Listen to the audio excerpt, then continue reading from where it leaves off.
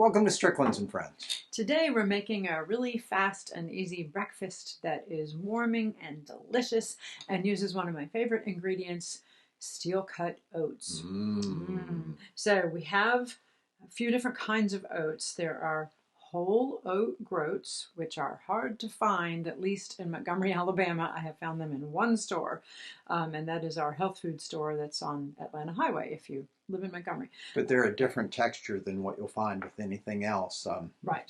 I love them just because they're different. Well, and it's the whole oat groat. So they look kind of like big grains of rice or maybe longer grains of wheat berries, but they're the whole oat groat. So they haven't been taken apart, rolled, cut, anything.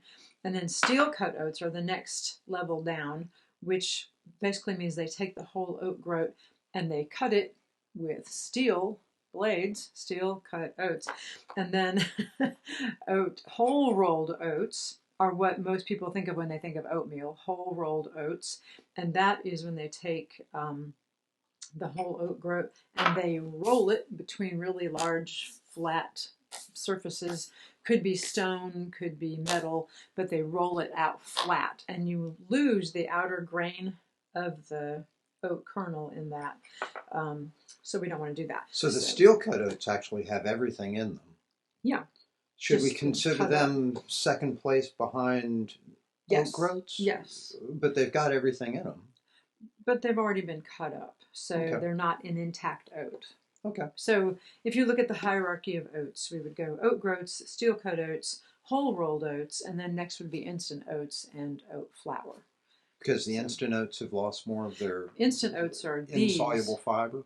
Well, instant oats are these that have been cut up even more. Okay. Instead of just rolled, they've also cut them up. So it just makes it really, really fast to cook instant oats because they're cooked in an instant. Cool. But they don't have as much of the intact fiber to them. So, okay.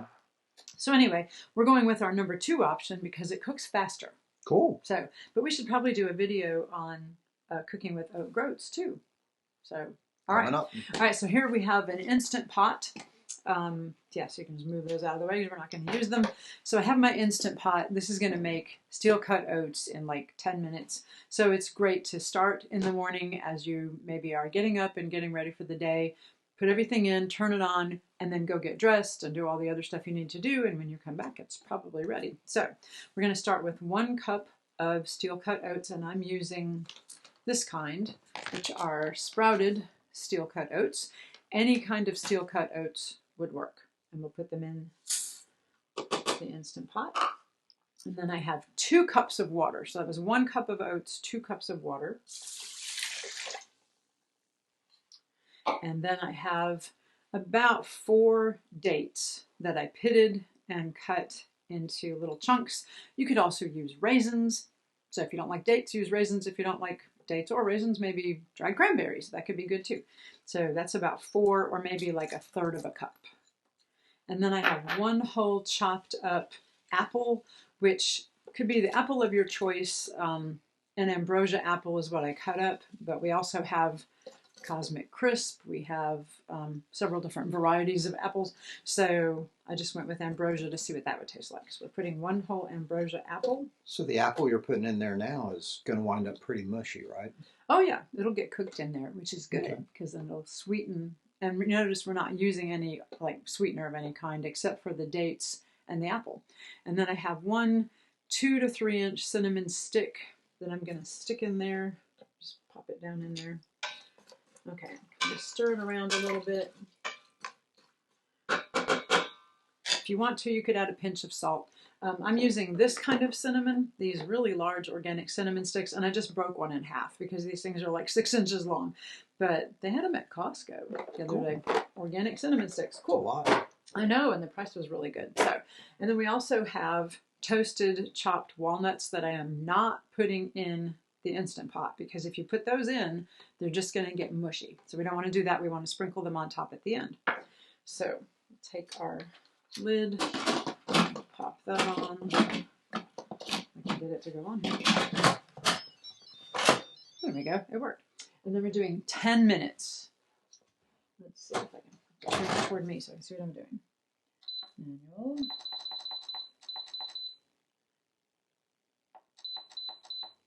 10 minutes. Whoops, and make sure the lid is all the way on and the little pressure release top is in the right spot to not release all the pressure as it comes up. And that means that it's heating up. Cool. And then it'll come to full pressure and then come down naturally, and we will have breakfast. So we'll see you again in a minute or 10 minutes. So that valve needs to be in the right spot. What's the right spot? Where it is, right there. How would somebody know what the right spot is? So if it was turned that way, there's little words right here that say pressure release or venting and cooking. It says it right there. So okay. Cooking, venting. Put it on the cooking thing. If you need to do something on quick release, you just push it over there and all the steam comes out. If you wanted to have a little bit more texture from the apples, a little more crispness, could you put them in at the end? Sure. But you could also just save half of them for the end and put half of them in with it. Cool. So, however you want to do it. Or you could just add more apple at the end. Or maybe some pear. Ooh, get a little crazy. All right, so when this comes to full pressure, we'll see you back in a minute. I'm going to cut up a pear. So it took a few minutes to heat up, and then it stayed at full heat, full pressure for 10 minutes. So this has been, what, maybe 15, 16 minutes total? Yes. And so now we have, with less than a minute. It says 1, but it'll beep when it gets to 0. And then we'll wait some more until that little pin right there drops down to mean that the pressure has released completely. So, and then we can open it safely. Because you can't open it right now. There's that pin right there that keeps you from opening it. Oh. It's just cooking in there. We can hear something. Something's happening. So it'll beep in just a minute, which means then it's going to stop cooking and start letting the pressure come down. Any second now. I think there it goes.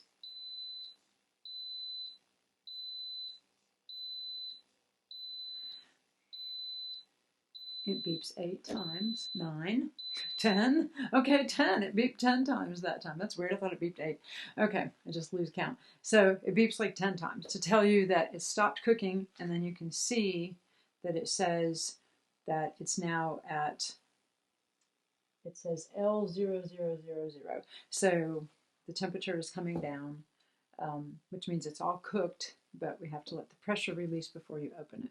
So we'll wait, and when that pin drops, then we can open it and have our breakfast. Excellent. Cool. So the pin just dropped when it said 10. So that silver thing was right up here at the surface, and now it's dropped. Right. On down. Yeah. Cool. So you can hear it drop. It goes click. And it dropped down when it was at 10 minutes. So I'm going to take the lid off. Careful. And open it away from myself so I don't get a face full of steam. Okay. And then, ooh, look. It is done. Look how beautiful. Give that a really good stir. And we'll pull the cinnamon stick out. Lost it in there. There it is. Okay, I'll get it. Hang on just a second. There we go. Is it show? Okay, yeah. That looks beautiful. Beautiful that is. Yep. Okay. And we'll get the cinnamon stick out of there. Ooh. Okay, so I've learned a cool trick about cinnamon sticks, like this one, is that you can just rinse it off and let it dry and use it again. Cool. For probably wouldn't use it more than like 4 or 5 times because it starts to lose its flavor after a while, but it does give this a really nice cinnamony flavor. You could also add nutmeg, that would be good. So the more we stir it around, the more it mashes up the apples all into it too, which is really good. Okay, so now we're going to do these big bowls of oats and sprinkle some walnuts on top. And you could add, raisins or fresh fruit or a drizzle of almond milk or maybe some pears, chopped pears, that kind of thing on top, or berries, that would be good too. But it's winter time right now, so we're using apples and cinnamon and nutmeg and flavors like that. So in the summertime, we could put fresh blueberries and strawberries and peaches and that kind of thing on top, which would be really good Yep. So, and then you would just leave out the apples because they won't be in season in the summertime. But you can still make oats. So, yum! Let me get you a spoon. Good breakfast. Let me get you a spoon so you can taste it. That's a good one. Try that. See what you think.